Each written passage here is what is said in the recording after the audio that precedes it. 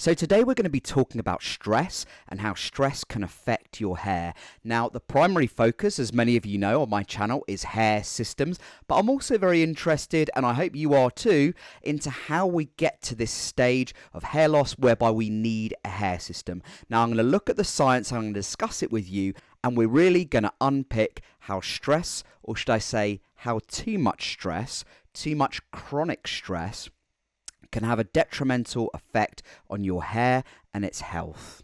Now, before we look at this, if you want to have a full head of hair like me, maybe consider a hair system. I wear LaVivid's hair systems. I've negotiated a 15% discount for you guys that you can use as many times as you want.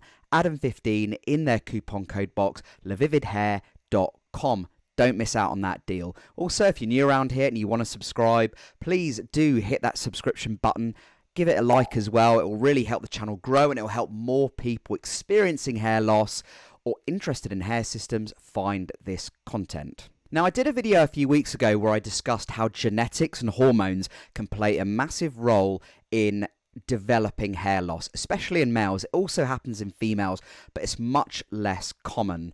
Now, another thing that I didn't mention in that video, a role which is really underappreciated and undervalued, is the role of stress. Now, on its own, stress will not cause you to lose your hair, but it can certainly play a role in it.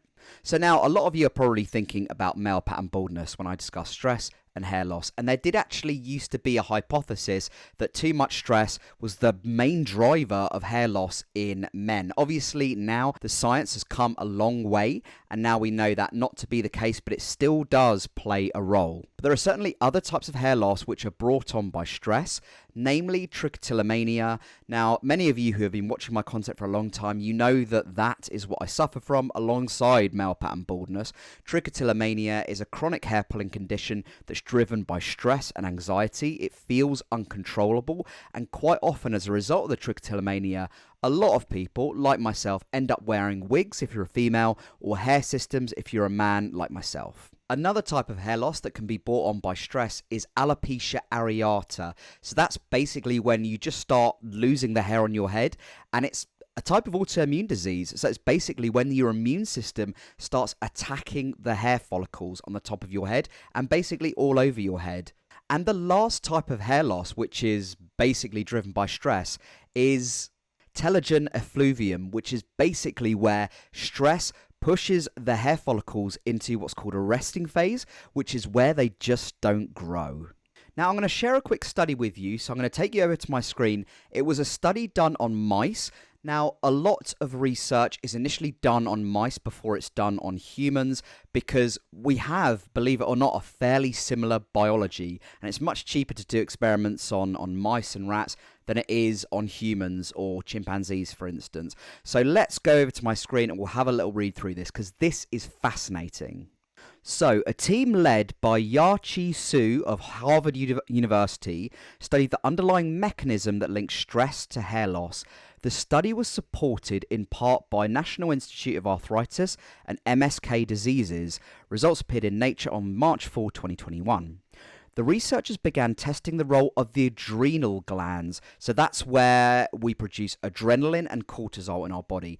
Basically, the hormones that are produced when we are under stress. Corticosterone, I think they might have spelt that wrong. Anyway, in rodents and cortisol in humans, they probably did spell it right. It's just me being biologically inept. Removing the adrenal glands from mice led to rapid cycles of hair regrowth. Hair follicle regeneration didn't slow as these mice grew older, like it did in control mice. Rather, hair follicle stem cells continued to enter the growth phase, so when hair is growing out, as it naturally should do, and regenerate hair follicles through the animal's lifespans. The team was able to restore the normal hair cycle by feeding the mice corticosterone. I assume that's the mice's version of cortisol. Subjecting mice to mild stress over many weeks increased corticosterone levels and reduced hair growth. Hair follicles remained in an extended resting phase. Remember what I was talking about, resting phase earlier, where hair just doesn't grow? And this is a result of the stress hormones that these mice are experiencing. Together, these findings supported the role of corticosterone in inhibiting hair regrowth. The scientists next examined how corticosterone affects hair follicle stem cells. They found the stress hormones were not regulating stem cells directly. By deleting the receptor for corticosterone from different cells, they determined that the hormone acts on a cluster of cells underneath the hair follicles called dermal papilla. Okay, so what we're seeing there is basically mice's version of cortisol. When that is heightened, it's causing hair, or the mice's fur rather, to go into a resting phase, aka it's not growing. So this is showing, and this is very, very highly likely to be represented in humans as well. So even if you are suffering genetically and hormonally from male pattern baldness, it's probably pretty likely that it's going to be sped up if you're experiencing chronic stress or anxiety. Now, I know that chronic stress at times in our lives is basically unavoidable. I mean, I'm experiencing a lot of stress right now. We're trying to move, we're trying to buy a property, and there's many other things which we're trying to navigate through at the moment. So it's not easy, and there's a lot of stress going on right now. So I totally understand that, we as humans, we go through stressful periods in life. That's normal. However, if I look at when I was younger, I was chronically stressed all the time. I was chronically anxious, and unknowingly that can cause more of these stress hormones to bind to these already genetically sensitive hair follicles on the top of our head, which can cause the shedding, the hair loss to happen quicker and quicker compared to if we weren't chronically stressed all the time. So I suppose if there's a lesson to take from this, it's that yes, stress can affect hair loss. It can certainly speed up hair loss, and it can certainly cause certain hair loss conditions like trichotillomania, alopecia areata, and telogen effluvium. Now, thank goodness there are solutions to this as well.